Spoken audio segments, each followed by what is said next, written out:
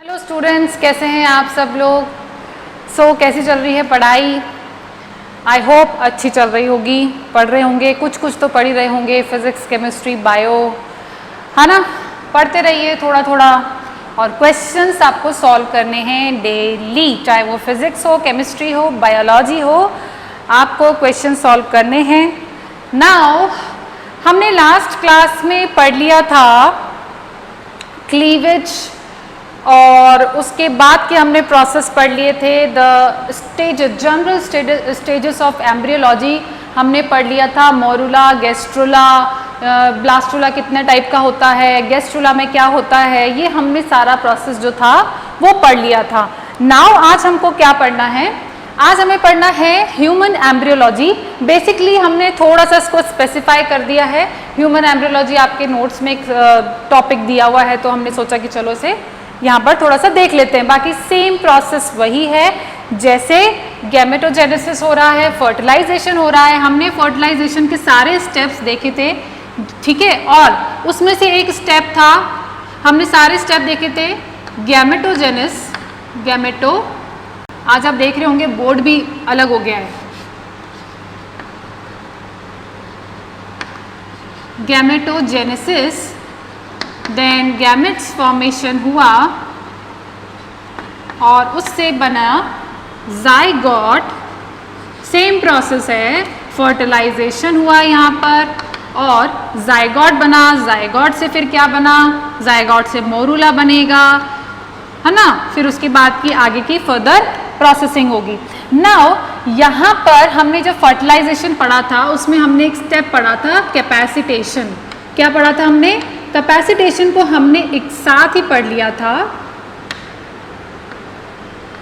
और मैंने आपको जब फर्टिलाइजेशन प्रोसेस बताया था, तो मैंने कुछ स्टेप्स के अंदर आपको स्पेसिफाई किया था कि किसमें ये प्रोसेस मैमल्स के अंदर होता है या नहीं होता है, या ये स्पेसिफिकली मैमल्स के अंदर होता है। जैसे कि कैपेसिटेशन जो था वो ओनली किसके अंदर होता है, मैमल्स के अंदर देखने को मिलता है। क्योंकि कैपेसिटेशन में, इंटरनल फर्टिलाइजेशन में क्या होता है कि जो स्पर्म है उसको क्या किया जाता है, उसको केपेबल बनाया जाता है, जिससे कि वो आगे फर्टिलाइजेशन को जा सके। सो ये जो प्रोसेस है ये लगभग सेम है। अब देखो हमें यहाँ पर क्या देखना है, ये जो आप अभी यहाँ पर डायग्राम देख रहे हैं, ये मैंने डायग्राम बनाया है, एग का डायग्राम बनाया है, जो ए नंबर पे है। दिस इज द एग, जो कि सेकेंडरी oocyte है। एज यू नो, हम पढ़ चुके हैं कि एग बेसिकली कब रिलीज होता है, सेकेंडरी oocyte के फॉर्म में रिलीज होता है। नाउ ये एग का हमने पढ़ लिया था structure. This is the corona radiata, blue colour से ये जो पूरा ये जो स्ट्रक्चर है, इसे मैंने कहा है corona radiata. And this corona radiata के अंदर है zona pellucida, and yellow colour से जो मैंने डिनोट किया है उसे हमने कहा है एग मेम्ब्रेन कहा है। अब यहाँ पर क्या हो रहा है, ह्यूमन की अगर बात करें तो सेकेंडरी 13-14 के दौरान mid of the mensuration cycle पे क्या रिलीज होता है, एग रिलीज होता है। This is the a step, जो कि यहाँ पर मैंने आपको डिटेल में बताया है, या आपके बुक में भी डायग्राम है, ठीक है। और ये मैंने आपको अलग से बता रही हूँ। सो क्या रिलीज हुआ, सेकेंडरी oocyte रिलीज हुआ फ्रॉम दी एग, ठीक है। ग्राफिन फॉलिकल फूट जाती है जब LH सर्ज होता है। हमने पढ़ा था कि वहाँ पर LH का ल्यूटेनाइजिंग हार्मोन जो है वो 11 से 14 दिन के बीच में काफ़ी उसका कॉन्सेंट्रेशन जो है बॉडी में वो काफ़ी इंक्रीज हो जाता है, और उसको हम कहते हैं LH सर्ज कहते हैं। और इसी दौरान इसी LH सर्ज की वजह से ही क्या होता है, ये जो सेकेंडरी oocyte है, मतलब ग्राफियन फॉलिकल जो है वो फूट जाती है, रप्चर्ड होकर के सेकेंडरी oocyte को रिलीज कर देती है फैलोपियन ट्यूब में। अब ये फिमरी से होते हुए, यहाँ से होते हुए, अब ये सीधा पहुँचता है एम्पुला। एम्पुला इज द, ये है इन्फंडिबुलम, उसके बाद आता है एम्पुला। एम्पुला वो रीजन है जहाँ पर फर्टिलाइजेशन होता है। सो यानी कि जो इंसेमिनेशन से स्पर्म जो है वो ट्रैवल करके कहाँ आ रहे हैं, यहाँ से स्पर्म ट्रैवल करके कहाँ पहुँच रहे हैं, यहाँ पहुँच रहे हैं। ये सारे स्पर्म जो है, काफ़ी बहुत सारे स्पर्म्स रिलीज होते हैं, उनमें से 200-400 के आसपास यहाँ पर स्पर्म रिलीज यहाँ तक पहुँच पाते हैं कैपेसिटेशन के द्वारा। एंड यहाँ पर ये स्पर्म्स जो हैं इससे चिपक जाते हैं, एंटर करने की कोशिश करते हैं एग मेम्ब्रेन को। एग मेम्ब्रेन्स जो एग की जो मेम्ब्रेन्स है उसको लाइसिस करने की कोशिश करते हुए आगे एंटर करते हैं। ये सारा प्रोसेस हम फर्टिलाइजेशन में देख के आ चुके हैं। अब इसके बाद क्या हो रहा है, अब इसके बाद जो प्रोसेस है यहाँ देखिए बी नंबर पे क्या हो रहा है कि यहाँ पर स्पर्म इंटरैक्ट कर रहा है टू द ओवा से। अब यहाँ पर स्टार्ट होगा फर्टिलाइजेशन होने पर, हमने देखा था कि फर्टिलाइजेशन पर क्या होता है, फर्टिलाइजेशन होने पर ये एग है, ये हमने एक छोटा सा एक कॉन्सेप्ट है जो हमें समझना है, जो मैंने अभी के लिए बचा के रखा है। जब फर्टिलाइजेशन हो रहा है, एग स्पर्म का न्यूक्लियस भी जब एंटर हो चुका है, स्पर्म का न्यूक्लियस एंटर हो जाने के बाद अब हम जानते हैं कि सेंट्रियोल भी, सेंट्रियोल जो है जो कि स्पर्म के साथ आता है वो यहाँ पर डिवाइड होता है और अरेंज हो जाता है दो पोल्स पे जाकर के और स्पिंडल फाइबर्स बनाता है। ठीक है, यहाँ पर अब क्या हो रहा है कि जो एग है उस एग ने भी अपना मियोसिस सेकेंड जो है कंप्लीट कर लिया है। नाउ यहाँ पर क्या हो रहा है, मियोसिस सेकेंड कंप्लीट कर लिया है एंड अब यहाँ पर भी अब ये जो स्पर्म के जो है स्पर्म और यहाँ मान लीजिए एग, यहाँ पर इस एग के जो क्रोमोसोम्स हैं और स्पर्म के जो क्रोमोसोम्स हैं दे अलाइंड क्या हो जाते हैं, अलाइंड हो जाते हैं मेटाफेजिक प्लेट पर, लेकिन इनका नंबर जो है वो क्या हो जाता है, डबल हो जाता है। ये आपस में यहाँ पर अरेंज हो जाते हैं, 23 क्रोमोसोम यहाँ से आते हैं, 23 क्रोमोसोम यहाँ से आते हैं। अब इनको डायरेक्टली अब ये सीधा क्या करते हैं, सीधा फर्स्ट क्लीवेज होता है। यहाँ पर खास बात यहाँ पे है कि फर्स्ट क्लीवेज यहाँ पर स्टार्ट हो जाता है। अब फर्स्ट क्लीवेज स्टार्ट होने के लिए यहाँ पर क्रोमोसोम नंबर जो डबल होना चाहिए, यानी कि 23 + 23 और 23 + 23 यहाँ पर होना चाहिए, ये तभी 46 होंगे और यहाँ पर 46 होंगे। और जब क्लीवेज होगा, फर्स्ट क्लीवेज होगा तो दो सेल्स बनेंगी और दोनों सेल्स में कितना नंबर होना चाहिए, 46 क्रोमोसोम्स होना चाहिए।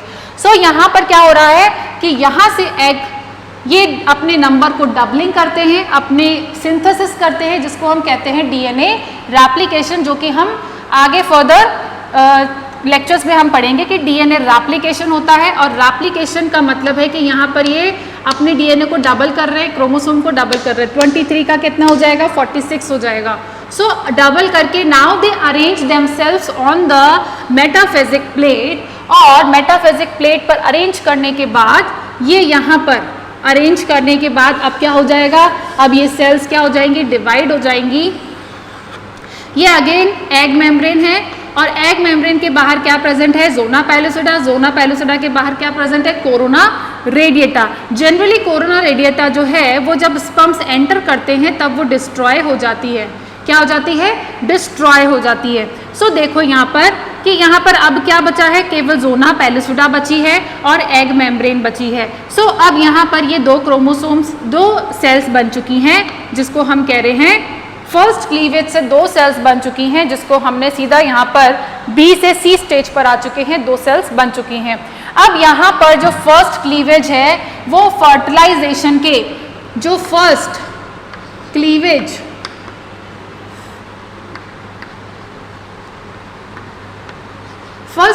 जो है वो कब होता है,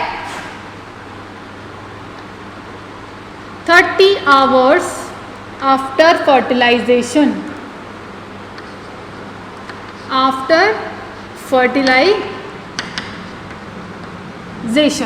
यानी कि फर्टिलाइजेशन के 30 मिनट्स के बाद ये फर्स्ट क्लीवेज हो, 30 आवर्स के बाद ये फर्स्ट क्लीवेज हो रहा है। यहाँ पर देखिए फर्स्ट क्लीवेज हो रहा है, दो सेल्स बन चुकी हैं, फर्स्ट क्लीवेज हो चुका है। अब यहाँ पर सेकेंड जो क्लीवेज होगा वो अगेन 30 आवर्स के बाद, यानी कि इसके 30 आवर्स के एक क्लीवेज हो चुका है, अब उसके 30 आवर्स के बाद अगेन सेकेंड क्लीवेज होगा और 4 सेल्स बनेंगी। यहाँ पर कितनी सेल्स बन रही हैं, 4 सेल्स बनेंगी। ऐसे करते करते at end of the third day किसका, फर्टिलाइजेशन से थर्ड डे तक क्या हो रहा है, थर्ड डे तक कितनी सेल्स बन जाती हैं, ये बन जाती हैं 16 to 32 सेल्स यहाँ पर बनने लगती है, यानी कि 16 तो बन चुकी होती हैं और 16 के बाद अब ये क्या कर रही है, अगेन डिवीजन कर रही हैं। तो बेसिकली 16 से 32 के बीच में कुछ सेल्स बनती हैं थर्ड डे के एंड में, यानी कि फर्टिलाइजेशन के थर्ड डे के एंड तक ये सेल्स बन जाती हैं और इसको हम बेसिकली क्या कह रहे हैं, मोरूला। आप इसे 16 सेल स्टेज भी कह सकते हैं, मोरूला को क्या कह सकते हैं, 16 सेल स्टेज भी कह सकते हैं मोरूला को। सो मोरूला यहाँ पर क्या बन चुका है, यहाँ देखिए ई यहाँ पर आ चुका है मोरूला। अब नाउ ये जो मोरूला है ये अब रेडी है to enter into the uterus. अब ये यूट्रस में आने के लिए तैयार है मोरूला, ठीक है। अब ये जैसे ही यूट्रस में एंटर होगा 4th से 5th डे पर, 4th से 5th डे पर ये क्या होगा, एंटर होगा कहाँ पर, ये वाला एंटर होगा, F वाला जो मैंने यहाँ बनाया है यूटेराइन कैविटी में एंटर हो चुका है। और अब यहाँ पर जो स्टेज है वो क्या है, 32। मोरूला जब बना था तब 16 था और जब ये एंटर हो चुका है 4th 5th डे पर, 5th डे तक ये 32 सेल स्टेज बन चुका है। अब देखो बच्चों यहाँ पर खास बात क्या है, मैमल्स के अंदर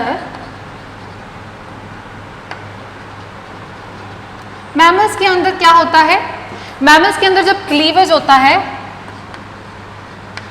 हमने बात की थी क्लीवेज का रेट जो होता है वो काफी हाई होता है। जनरली क्लीवेज का रेट जो है वो काफी हाई होता है, लेकिन मैमल्स के अंदर क्लीवेज प्रोसेस जो है वो काफी स्लो प्रोसेस होता है। क्या होता है बच्चों, स्लो प्रोसेस होता है। एज हम पढ़ के आ चुके हैं कि इसका जो क्लीवेज है वो होलोब्लास्टिक होता है, होलोब्लास्टिक है लेकिन अनइक्वल होता है, यानी कि होलोब्लास्टिक तो है, ये पूरा जो सेल है डिवाइड टू हाफ्स में डिवाइड हो जाता है, लेकिन यहाँ पर एक सेल तो छोटी बनती है और एक सेल क्या बनती है, बड़ी बनती है। तो हम उसे कह रहे हैं अनइक्वल टाइप का है, अनइक्वल टाइप का यहाँ पर क्लीवेज होता है। और इसके जो ब्लास्टोमियर्स बनते हैं वो कैसे होते हैं, इनडिटर्मिनेंट होते हैं। हमने देखा था कि जो ब्लास्टोमियर्स हैं उसके फेट के बेसिस पर हमने डिसाइड किया था कि वो क्या है, इनडिटर्मिनेट है। उनमें जो डिसीजन पावर होती है वो ड्यूरिंग गैस्ट्रुलेशन के दौरान होती है, ड्यूरिंग द गैस्ट्रुलेशन। जो डिटर्मिनेशन है वो कब हो रही है, इनडिटर्मिनेंट तो अप टू अर्ली गैस्ट्रुलेशन।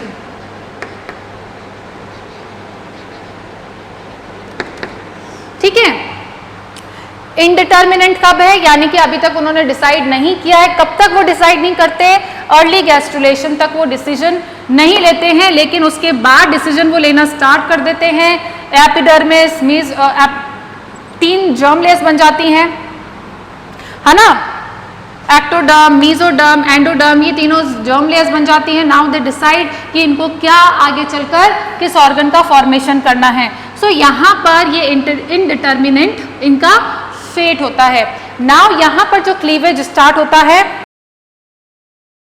वो यहाँ से स्टार्ट होता है। क्लीवेज जो स्टार्ट हो रहा है वो देखो कहाँ से स्टार्ट हो रहा है, इस्थमस वाले लेवल से यहाँ पर दिस स्टेज पर आकर के क्लीवेज जो है वो स्टार्ट होने लग जाता है। This is the infundibulum, this is the ये एम्पुला वाला रीजन, और यहाँ पर इसे हम कह रहे हैं इस्थमस रीजन कहते हैं। और ये रीजन यहाँ से स्टार्ट हो जाता है, क्लीवेज स्टार्ट हो जाता है, फर्स्ट क्लीवेज। और हमने फर्स्ट क्लीवेज की बात की थी कि वो 30 आवर्स के बाद, 30 आवर्स ऑफ द फर्टिलाइजेशन के बाद क्लीवेज जो है वो स्टार्ट होता है। नाउ अब हम यहाँ पर बात करेंगे कि मोरूला जो है अब ये कन्वर्ट हो चुका है, 32 सेल्स के अंदर कन्वर्ट हो चुका है, यूटेराइन कैविटी में आ चुका है। अब यहाँ पर क्या हो रहा होता है कि इसी स्टेज पर जब ये यूटेराइन कैविटी में एंटर कर रहा होता है तब मेंसुरेशन का कौन सा फेज चल रहा होता है, मेंसुरेशन का यहाँ पर, इसको मैं लिख सकती हूँ, मेंसुरेशन साइकिल का यहाँ पर 3rd फेज चल रहा होता है, जिसको हम सीक्रेटरी फेज कहते हैं। क्या कहते हैं, सीक्रेटरी।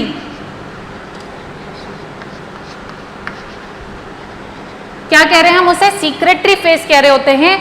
अब देखो यहाँ पर अब इसे क्या होना है, अलाइन होना है। अब इसे एंडो हम जानते हैं, हम पढ़ के आ चुके हैं कि ये जो एंडोमेट्रियम लाइनिंग है यहाँ पर ये एम्बेडेड हो जाता है एम्ब्रियो। ये अब होता कैसे है उसे हम देखेंगे, लेकिन एम्ब्रियो एम्बेडेड होने से पहले कुछ यहाँ पर चेंजेस होते हैं एग के अंदर, वो हम अभी देख रहे हैं।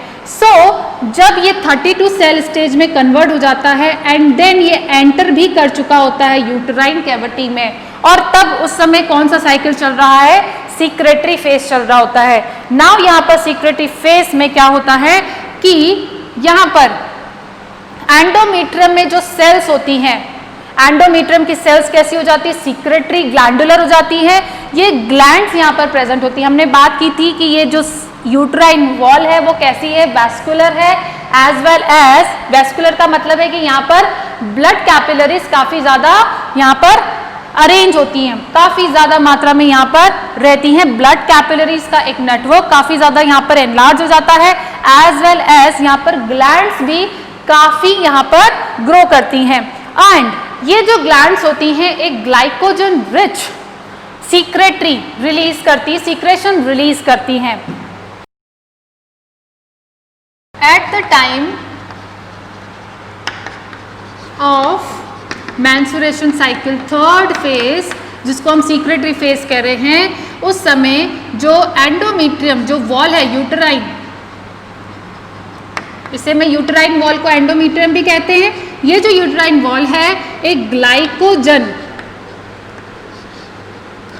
रिच सीक्रेशन करती है, ठीक है, रिलीज करती है, और उसको हम क्या कहते हैं, उसे हम कहते हैं यूटेराइन मिल्क कहते हैं। क्या कहते हैं हम उसे, यूटेराइन मिल्क। क्या कह रहे हैं हम उसे, यूटेराइन मिल्क कह रहे हैं।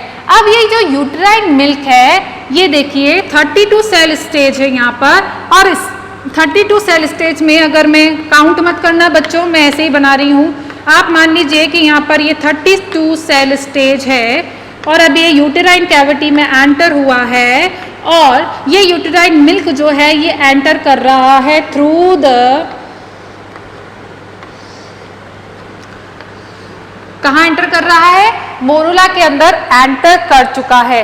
नाउ जब यूटेराइन मिल्क एंटर कर रहा होता है तो क्या होता है, अगर आप इमेजिन करें कि एक भरे से कमरे में मैं बहुत ही काफ़ी कुछ मात्रा में वहाँ सामान पड़ा है, बिखरा हुआ पड़ा है, और मैं या तो तेज हवा चला दूँ या फिर मैं उसमें पानी बहा दूँ, तो सारी जो चीज़ें हैं वो कहीं एक जगह पर जाकर के इकट्ठी हो जाएंगी। ऐसा होगा कि नहीं होगा? अगर मैं फुवारा चलाऊँ, मिट्टी पड़ी है तो मैं उस फुवारा पानी से पानी चलाऊँगी, ठीक है, नल से सॉरी जो आपका पाइप होता है उससे अगर मैं फुवारा लगाऊंगी तो सारा जो मिट्टी है वो एक किनारे हो जाएगा, है ना।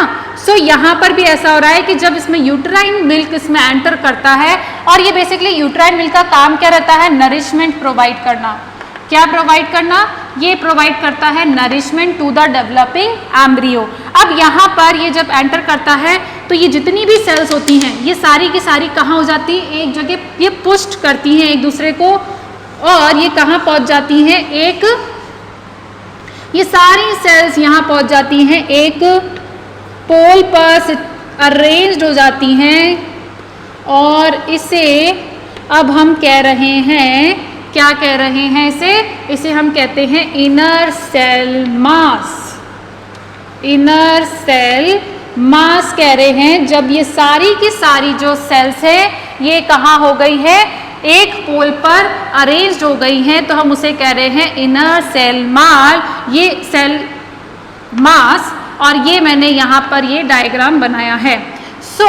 यहाँ पर क्या हो रहा है, साथ ही साथ कि ये जो पेरिफेरी पर जो सेल्स प्रेजेंट होती हैं, ब्लास्टोमियस जो प्रेजेंट होती हैं पेरिफेरी पर, एग की पेरिफेरी पर जो सेल्स प्रेजेंट होती हैं वो डिवाइड होती हैं, फ्लैटेंड हो जाती हैं, डिवाइड होकर के ये कुछ एक लेयर का स्ट्रक्चर बनाती हैं, एक लेयर बनाती हैं, है ना। और ये इतनी पास होती हैं कि इनके बीच में टाइट जंक्शंस प्रेजेंट होते हैं, ये आपस में काफ़ी ज़्यादा अटैच्ड होती हैं और एक लेयर बनाती हैं जो कि मैंने पिंक कलर से डिनोट किया है, और इसे हम कहते हैं ट्रोफोब्लास्ट। ये सारा प्रोसेस जो है एक साथ हो रहा है, इसे हम क्या कह रहे हैं, trophoblast. So basically this layer which is surrounded the surrounded the embryo one layer, इसको हम कह रहे हैं ट्रोफोब्लास्ट। क्या कह रहे हैं इसे हम? ट्रोफोब्लास्ट कह रहे हैं। एंड ये से हम क्या कह रहे हैं? इनर सेल मास कह रहे हैं। क्या कह रहे हैं हम इसे? इनर सेल मास कह रहे हैं। और यहाँ पर ये जो फ्लूइड यहाँ पर अरेंज हुआ है इसे हम कह रहे हैं, क्या कह रहे हैं हम इसे? ये इनर सेल मास है। इस जहां पर इनर सेल मास अरेंज हुआ है उसे हम कह रहे हैं इनर सेल मास। और ये जो जहां पर जिस सिचुएशन पे लगा हुआ है इसे हम इनर सेल मास के साथ साथ इसे हम क्या कहते हैं? एम्ब्रियोनिक नॉब भी कहते हैं। इसे हम क्या कह रहे हैं? एम्ब्रियोनिक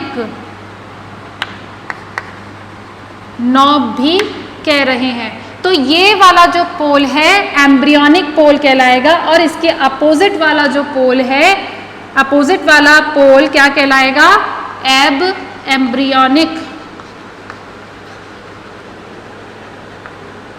एम्ब्रियोनिक पोल इसे हम कहेंगे। ठीक है, ये है इनर सेल मास जिसे हम एम्ब्रियोनिक नॉब भी कह रहे हैं।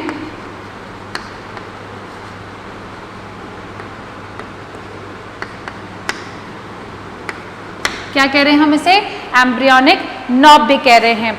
नाउ यहाँ पर जो cells remain in the contact with each other, ये सारी जो सेल्स हैं, जो इनर सेल मास की जो सेल्स हैं, ये आपस में गैप जंक्शन से अटैच्ड रहती हैं। यहाँ पर गैप जंक्शन से ये क्या रहती है? अटैच्ड रहती हैं ये सारी की सारी सेल्स।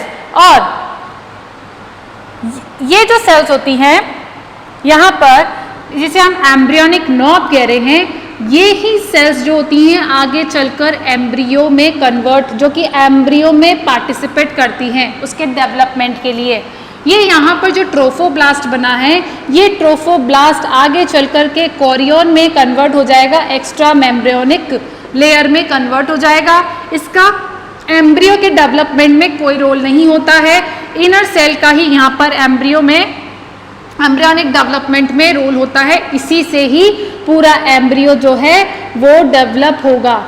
ठीक है, क्वेश्चन आ सकता है कि जो एम्ब्रियो का डेवलपमेंट है उसके अंदर कौन सी सेल्स जो पार्टिसिपेट करती हैं डायरेक्टली, वो है इनर सेल मास या फिर एम्ब्रियोनिक नॉब हम जिसको कह रहे हैं। नाउ यहाँ पर एक खास बात ये है कि इसे हम कह रहे हैं, अब यहाँ पर हमने बात की थी कि ब्लास्टुला, ये कौन सी वाली स्टेज है अब एम्ब्रियोनिक की? ये है ब्लास्टुला स्टेज। इसे हम क्या कह रहे हैं? Blastula stage. इसे हम क्या कह रहे हैं? ब्लास्टुला कह रहे हैं। और मैमल्स के अंदर हम पढ़ चुके हैं कि मैमल्स के ब्लास्टुला को हम क्या कह रहे हैं? ब्लास्टोसिस्ट कह रहे हैं। क्या कह रहे हैं हम बच्चों इसको?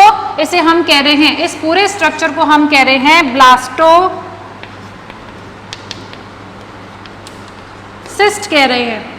ठीक है, तो ये स्ट्रक्चर हो गया ब्लास्टोसिस्ट। और ये जो कैविटी बनी है इसका नाम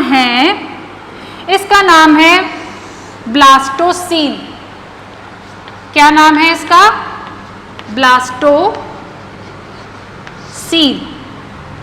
ये है ब्लास्टोसील और इस पूरे स्ट्रक्चर को हम कहते हैं ब्लास्टोसिस्ट कह रहे हैं। सो बच्चों, यहाँ पर कोई दिक्कत नहीं होनी चाहिए कि कैसे ये बना। अब ये ब्लास्टोसिस्ट कंप्लीट हो चुका है, 5th 6th डे तक ये कंप्लीट हो चुका होता है। ब्लास्टोसिस्ट कंप्लीट स्ट्रक्चर फॉर्मेशन हो चुका होता है। 4th 5th डे पर ये कंप्लीट हो गया। 5th 6th डे पर ये ब्लास्टोसिस्ट का फॉर्मेशन हो चुका है। फर्टिलाइजेशन से 5th 6th डे तक क्या बन जाता है? ब्लास्टोसिस्ट बन जाता है ह्यूमन एम्ब्रियो का। नाउ ये जो है, अब इसका क्या होगा? इम्प्लांटेशन होगा। इम्प्लांटेशन का मतलब ये है कि यहाँ पर एंडोमेट्रियम लाइनिंग में अब ये एंटर करेगा। सो यहाँ पर उससे पहले कुछ इंपॉर्टेंट टर्म्स हैं जिनको हम देख लेते हैं। अब देखो यहाँ पर ये जो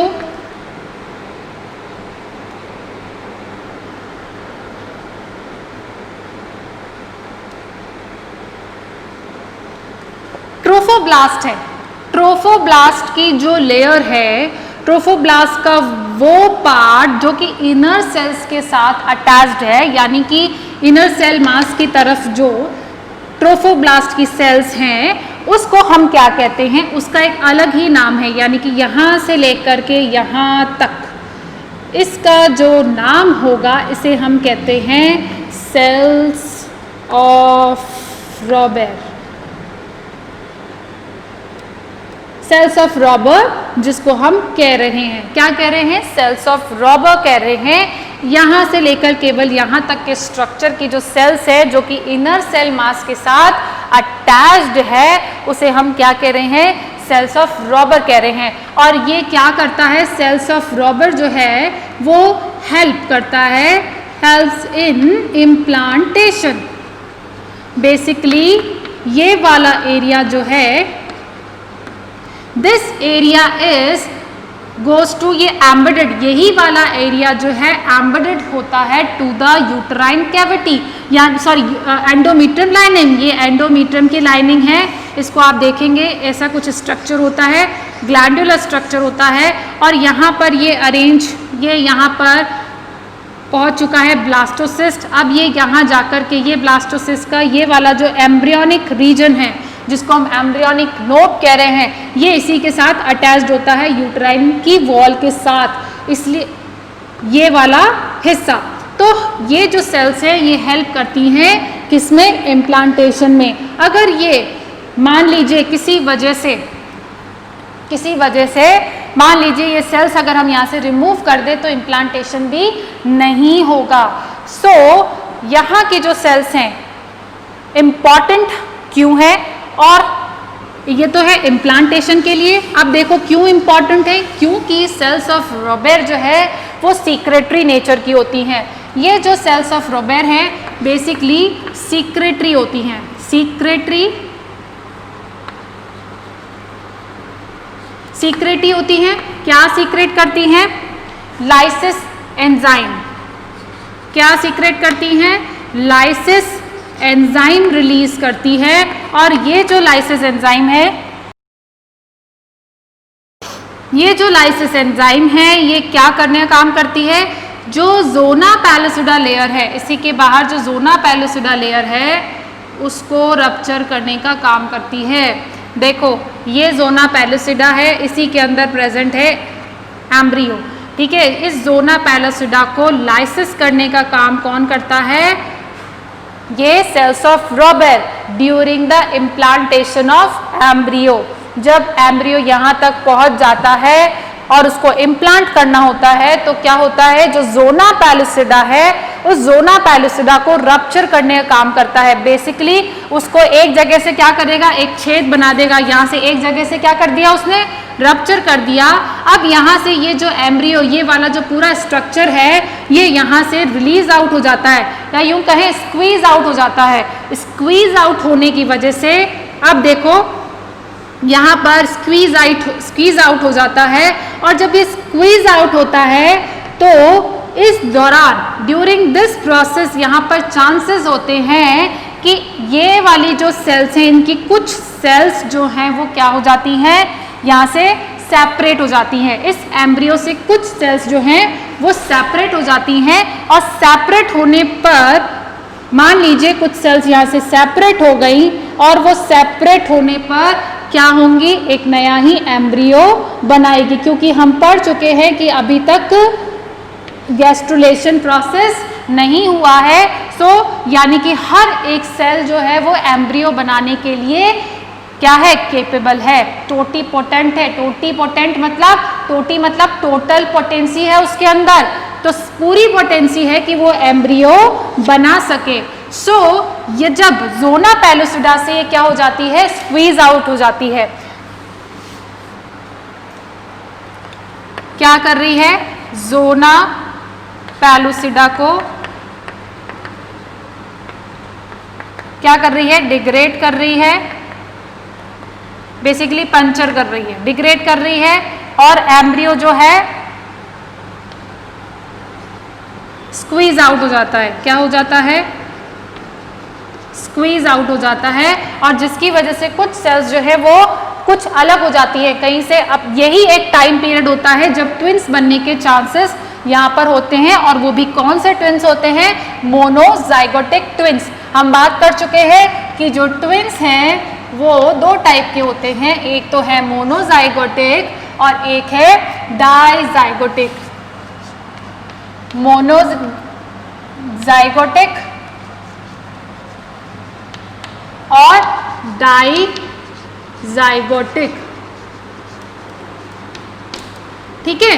तो देखो मोनोजाइगोटिक कब बन रहा है, कब बनती है सिचुएशन मोनोजाइगोटिक का? मतलब है कि एक ही जाइगोट से बनने वाली सेल्स, यानी कि दोनों का मॉर्फोलॉजी और जेनेटिक कंपोनेंट्स जो है वो सेम होता है, एक तरह से क्लोन कह सकते हैं। और वो सिचुएशन कब आती है?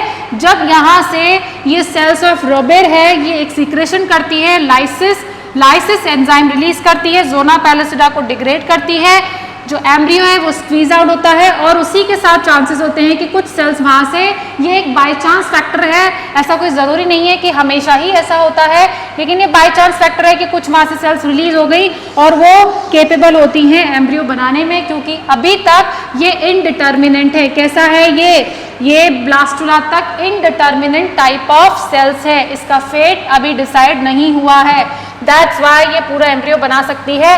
तो ये कंडीशन बनती है यहाँ पर मोनोजाइगोटिक की। डाइजाइगोटिक की अगर हम बात करें तो यहाँ पर दो अलग अलग एम्ब्रियो साइमल्टेनियसली एक ही टाइम पीरियड पर रिलीज होते हैं, और वहाँ से क्या कहते हैं आपका ये स्पर्म है, स्पर्म जो है रिलीज होता है यहाँ से, और स्पर्म यहाँ पे दोनों को अलग अलग क्या करता है? फर्टिलाइज करता है। अब ये ज़रूरी नहीं है, ये हो सकता है अलग सेम सेक्स के भी हो सकते हैं और डिफरेंट सेक्स के भी हो सकते हैं। So it depends only on the sperm कि स्पर्म के पास एक्स है कि वाई है, क्या है, ठीक है। तो ये था हमारा ह्यूमन एम्ब्रियोलॉजी वाला पार्ट, और जिसके अंदर गैस्ट्रुलेशन, अब यहाँ पर क्या होगा? गैस्ट्रुलेशन प्रोसेस होगा, और गैस्ट्रुलेशन से पहले अब देखो यहाँ पर क्या होगा? गैस्ट्रुलेशन से पहले इम्प्लांटेशन होगा। सो अभी हम देखेंगे कि इम्प्लांटेशन जो है वो कैसे हो रहा है।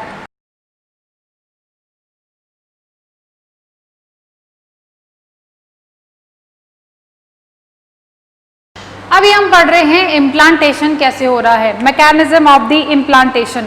मैमल्स के अंदर जो इम्प्लांटेशन होता है,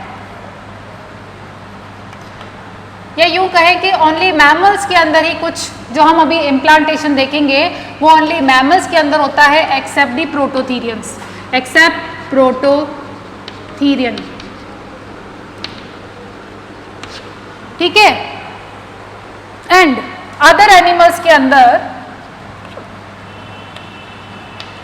अदर एनिमल्स के पास ऑलरेडी क्या प्रेजेंट होता है? योग प्रेजेंट होता है। योग प्रेजेंट होता है तो वहाँ पर डेवलपमेंट इजी हो जाता है, वहाँ पे इम्प्लांटेशन की जरूरत नहीं पड़ती है। मैमल्स के पास किसी भी टाइप का योग प्रेजेंट नहीं होता है, और इसीलिए उसको न्यूट्रिशन लेने के लिए उसको यूटेरस के साथ ही एम्बेडेड होना पड़ता है, और वो यूटेरस यानी कि मदर से ही क्या करता है?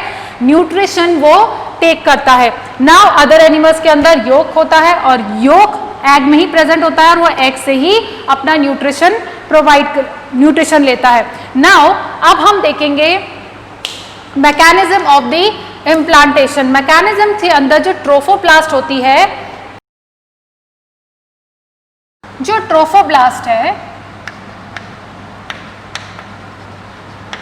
ट्रोफोब्लास्ट से वो डिवाइड होती है and makes two types of cell. Divide होके जो सेल्स बनती हैं वो बनाती हैं, दो टाइप्स की सेल्स बनाती हैं, सिनसिशियो ट्रोफोब्लास्ट एंड साइटोट्रोफो। ये हमें इतना ही याद रखना है कि दो कुछ सेल्स बनती हैं डिवाइड होकर के, एक होती है इनर लेयर और एक होती है आउटर लेयर, ठीक है। तो दो लेयर्स बना लेती है बेसिकली। ट्रोफोब्लास्ट क्या करती है? पहले सिंगल लेयर होती है, सिंगल लेयर होके अब ये जब डिवाइड होगी तो दो लेयर बनाएगी, एक होगी आउटर साइड, एक होगी इनर साइड।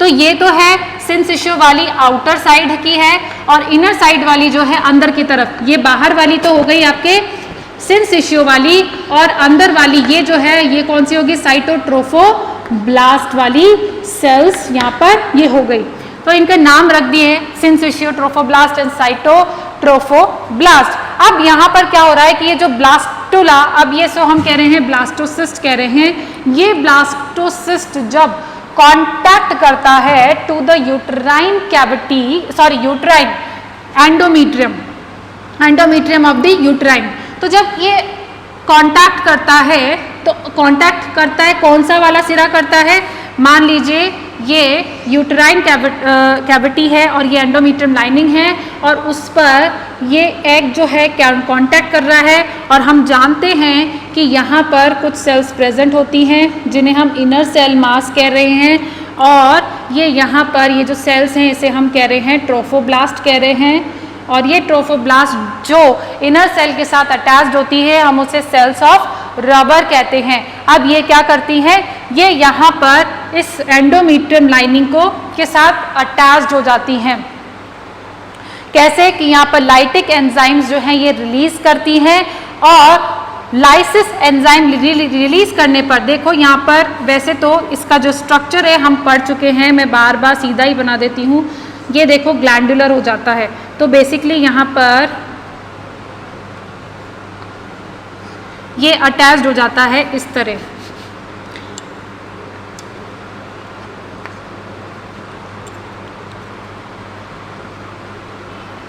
ये इसी के साथ अटैच्ड हो जाता है, ये इसको लाइसिस करके अब ये क्या हो जाता है, इस एंडोमीट्रियम लाइनिंग के साथ अटैच्ड हो जाता है, उसको लाइसिस कर देता है। लाइसिस कौन करता है, ये सेल्स ऑफ रोबेर जो है ये लाइसिस करती हैं, इसके पास लाइटिक एंजाइम्स होते हैं, एंडोमीट्रियम लाइनिंग को ये लाइसिस कर रही है, और ये सीधा कहाँ चली जाती है, अंदर एम्बेडेड, ये जो यूट्राइन की जो ये पूरा ये क्या है, ये मस्कुलर, हम जानते हैं कि ये काफ़ी मस्कुलर रीजन होता है ना, यहाँ पर स्मूथ मसल्स प्रेजेंट होती हैं काफ़ी, जिसको मायोमीट्रियम कहते हैं। अब ये क्या हो गया, अंदर यहाँ पर आके धंस जाएगा। अब जैसे ही यहाँ पर आके धंस जाएगा, ये एंटर हो गया, मैंने इसको यहाँ बना दिया, ये एंटर होके ये यहाँ,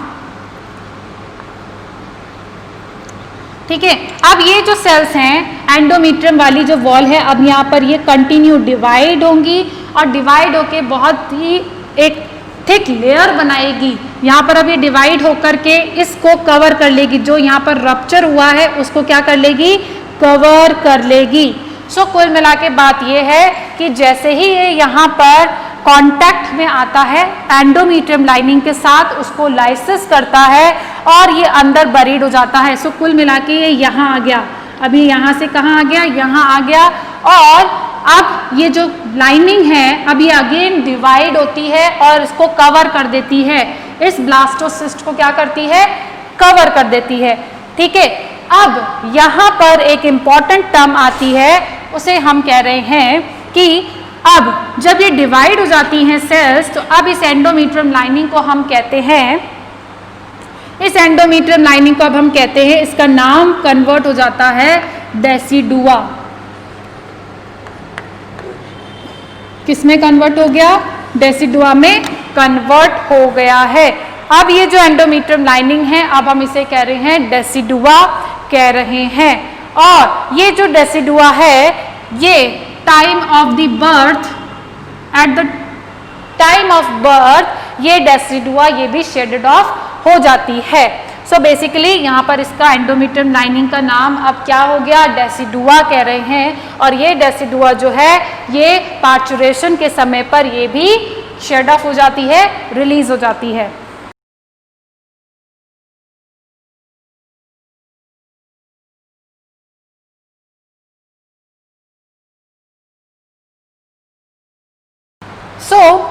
अभी हम देख रहे हैं कि जो डेसिडुआ बनी थी, जो डेसिडुआ ने कन्वर्ट कर लिया था, this is the uterine cavity. यहाँ पर क्या है, कैविटी है,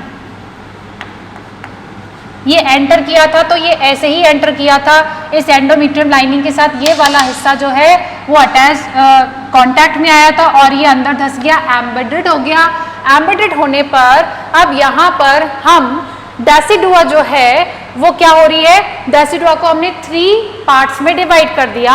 डेसिडुआ जो लाइनिंग है यहाँ पर एक तो है बेसिलस, दूसरा है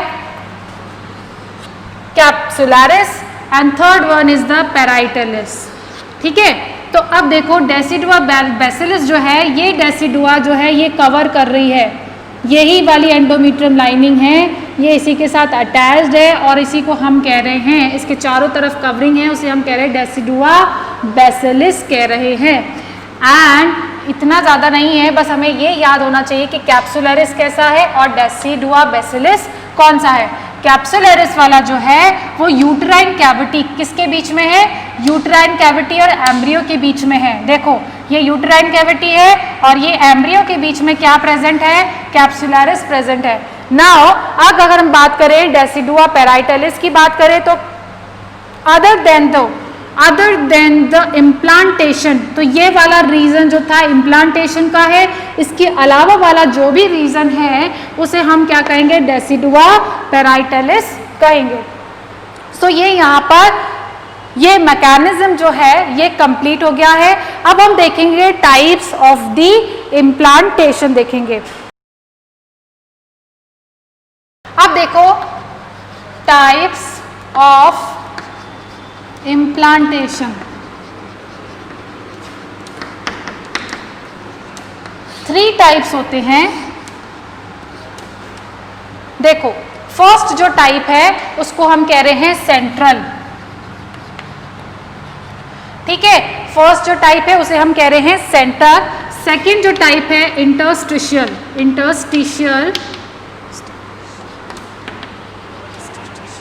एंड जो लास्ट वन है उसे हम कह रहे हैं एसेंट्रिक, इसेंट्रिक। ठीक है, अब देखो सेंट्रल में क्या हो रहा है कि ये यूट्राइन कैविटी में सस्पेंडेड रहता है एम्ब्रियो। एम्ब्रियो जब यूट्राइन कैविटी में ऐसे सस्पेंडेड रहे तो हम उसे कहते हैं सेंट्रल। क्या कहते हैं, सेंट्रल। यानी कि इम्प्लांटेशन कैसे सस्पेंडेड है, यूट्राइन कैविटी के अंदर ही, एंडोमेट्रियम लाइनिंग के साथ अटैच्ड भी नहीं है और ना ही उसमें एम्बेडेड है। और ये होता है काउ, पिग इसका एग्जाम्पल है, एंड डॉग के अंदर। ठीक है, और इंटरस्टिशियल में क्या हो रहा है, इंटरस्टिशियल में हमने ह्यूमंस का जो पढ़ा था वो उसको हम क्या कहते हैं, टाइप कौन सा है, वो इंटरस्टिशियल टाइप का क्या है, इम्प्लांटेशन है। इसेंट्रिक की अगर बात करें तो इसेंट्रिक के अंदर क्या हो रहा है कि यहाँ पर केवल जो एंडोमेट्रियम लाइनिंग है, ठीक है, इस एंडोमेट्रियम लाइनिंग के साथ कांटेक्ट में रहता है, अटैच्ड रहता है, इसे हम कहते हैं इसेंट्रिक टाइप ऑफ इम्प्लांटेशन, जो कि ये अटैच्ड रहता है किसके साथ, केवल एंडोमेट्रियम लाइनिंग के साथ। तो हम इसे कह रहे हैं इसेंट्रिक टाइप ऑफ इम्प्लांटेशन। जब सस्पेंडेड रहता है कैविटी के अंदर तो उसे कहते हैं सेंट्रल या फिर सुपरफिशियल भी कहते हैं। इंटरस्टिशियल के अंदर हमने अभी पढ़ा एम्बेडेड हो जाता है, यूट्राइन के मायोमेट्रियम के अंदर एम्बेडेड हो जाता है, एंडोमेट्रियम लाइनिंग के अंदर, मायोमेट्रियम में नहीं, एंडोमेट्रियम लाइनिंग जो है उसमें एम्बेडेड हो जाता है, उसे हम कह रहे हैं क्या, इंटरस्टिशियल कह रहे हैं। इसेंट्रिक जो हम उसे कह रहे हैं जब वो सिर्फ एंडोमेट्रियम के साथ अटैच्ड हो जाता है। तो ये जो है, और ये किसके अंदर देखने को मिलता है, ये आपको रैट, चूहे हैं, और स्क्विरल के अंदर देखने को मिलेगा। ठीक है, सो ये 3 टाइप्स हैं इम्प्लांटेशन के।